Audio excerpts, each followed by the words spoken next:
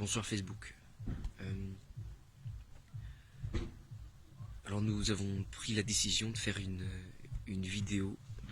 Ce n'est pas le moyen de communication qu'on privilégie de prime abord avec, dans le cadre de nos conférences, de nos ateliers conférences, mais nous estimions que la situation nous l'imposait.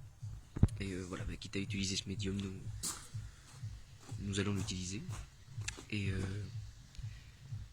en fait, nous sommes intimement persuadés qu'il y a de la part de la direction du festival, de la part de la production, une véritable tentative de boycott, de sabotage en fait.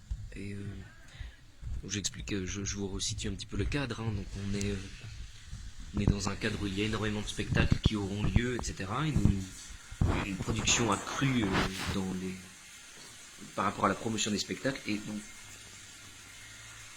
excusez-moi excusez mon confrère, nous sommes dans un cadre, autant ne pas mentir sur les conditions dans lesquelles nous sommes plongés en fait.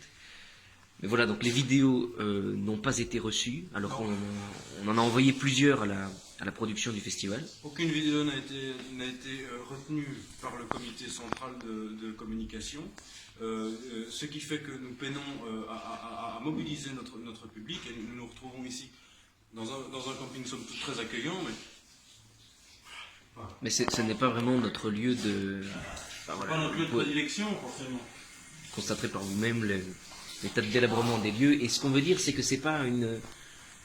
On aimerait bien resituer ce cas-ci dans une histoire globale. C'est ça, c'est pas forcément, excusez-moi cher confrère, mais ce n'est pas forcément une victimisation de notre part que de signaler que nous sommes dans une difficulté qui va s'agrandissant, mais c'est de dire que finalement tous les intellectuels en Belgique, en France ou en Europe sont confrontés à, en fait,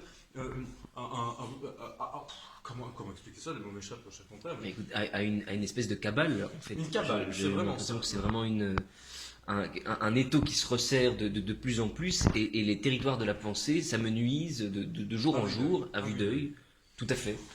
Et voilà, je veux dire, ça nous arrive aujourd'hui, ça arrivera à d'autres demain.